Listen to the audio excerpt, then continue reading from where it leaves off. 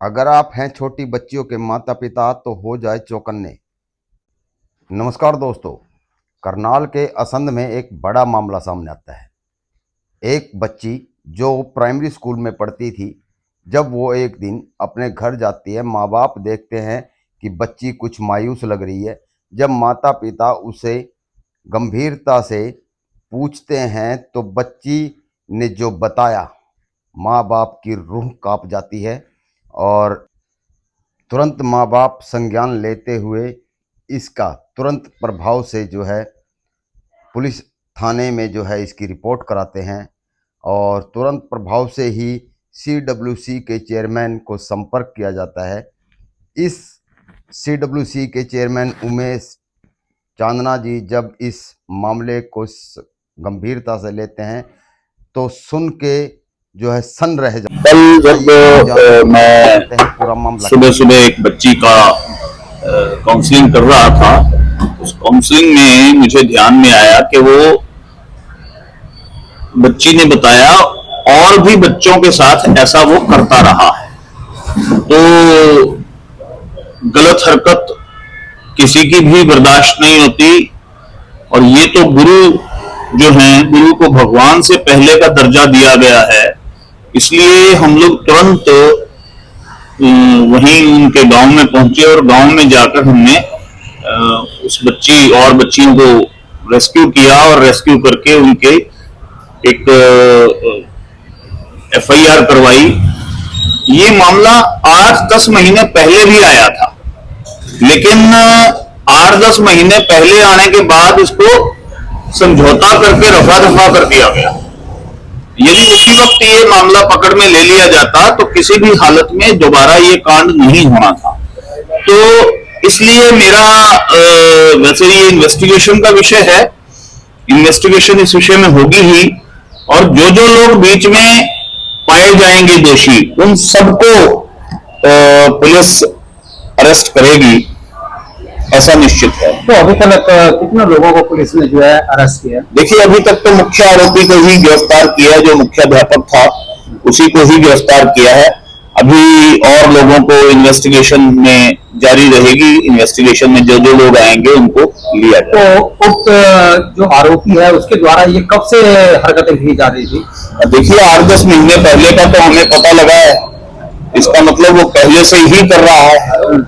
तो इसलिए ये इन्वेस्टिगेशन का विषय है, इन्वेस्टिगेशन में आएगा वो कब से ये कर रहा है। ये बच्चियों की उम्र कितनी होगी?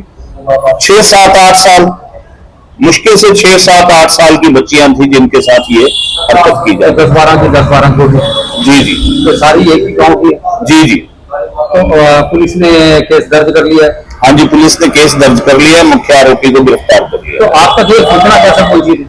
मैंने बताया ना, उस बच्ची ने आके हमें बताया काउंसलिंग के दौरान, और काउंसलिंग के दौरान जब उस बच्ची से बातचीत की गई तो उसने बताया कि मेरी और भी स्कूल की जो क्लासमेट्स हैं उनके साथ भी और दूसरी क्लास की बच्चियों के साथ भी ऐसा होता है। तो आप जनता को क्या संदेश देना चाहेंगे इस बारे में कि कैसे सजग रहना चाहिए? देखिए, मेरा ये निवेदन है, हर हालत में आप सब लोग, समाज के लोग जागरूक हों, अपने बच्चों का तो ध्यान रखें ही, पड़ोस का भी ध्यान रखें, ताकि किसी भी हालत में ऐसा कोई भी कदम कोई उठा ही ना सके।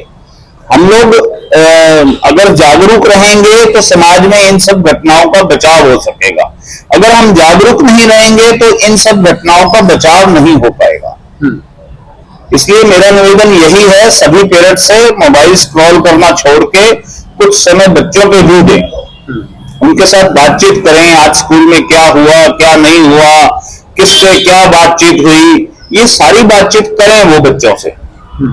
अपना मोबाइल जो स्क्रॉल हम करते रहते हैं उसको छोड़कर बच्चों के ऊपर ध्यान दें। तो अभी ये पुलिस ने जो केस दर्ज किया है ये किन धाराओं के तहत किया? ये पॉक्सो 6 और 8 के तहत दर्ज किया। इसमें कोई रिमांड वगैरह भी लिया गया है? ये पुलिस का विषय है जी। 20 अगस्त 2025 को महिला थाना असंध में एक पॉक्सो एक्ट का मामला सामने आया था, जिसमें एक बच्ची ने आरोप लगाया था कि अध्यापक द्वारा गलत हरकत व छेड़छाड़ की गई है।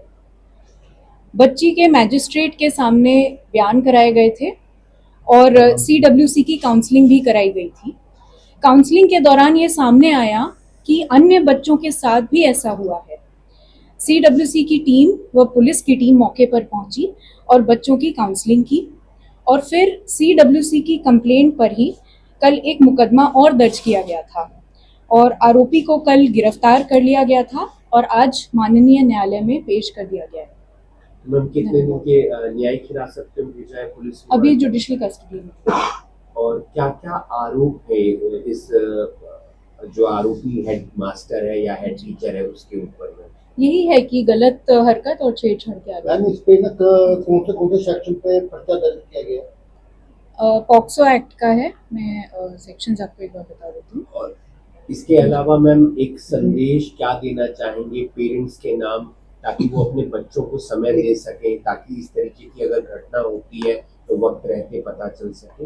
आई थिंक बहुत ज़रूरी ये है कि बच्चों को एक गुड टच बैड टच का कॉन्सेप्ट स्कूलों में बताया जा रहा है और माँ बाप को भी उस पर ध्यान देना चाहिए। पॉक्सो एक्ट एक इतनी मतलब मैं बोलूँगी कि बच्चों के लिए बहुत ही पावरफुल कानून है और बच्चों को इसके बारे में पता हो, माँ बाप को इसके बारे में पता हो, जिससे समय पे ही पुलिस के पास ये खबर आ जाए और तुरंत उस पर एक्शन ले। एक बच्ची है या ज्यादा? एक बच्ची है या ज्यादा पीड़ित?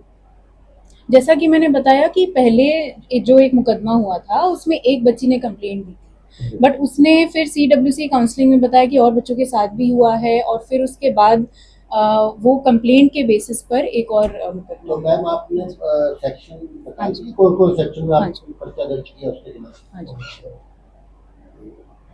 तो जो 20 अगस्त को मुकदमा हुआ था उसमें पॉक्सो सेक्शन 8 पे हुआ है जी। और जो अभी कल हुआ है उसमें हमने पॉक्सो सेक्शन 6 और 6-8 मैम, और इसके 8 अलावा लगाए। और भी पकड़े गए जो उसके साथी हैं या जो? अभी आरोपी जो है मेन उसका नाम सामने जिसका आया था उसको पकड़ लिया। एक हेड मास्टर है मैम? हाँ जी, एक अध्यापक का नाम सामने आया था। इसके ऊपर पहले भी मुकदमे ऐसी इस तरीके का कोई मामला कुछ संज्ञान में आया? अभी तो फिलहाल इंफॉर्मेशन इस मामले की है, बाकी आगे अगर पता चलेगा तो बता दिया जाएगा। शुक्रिया मैम। Thank you.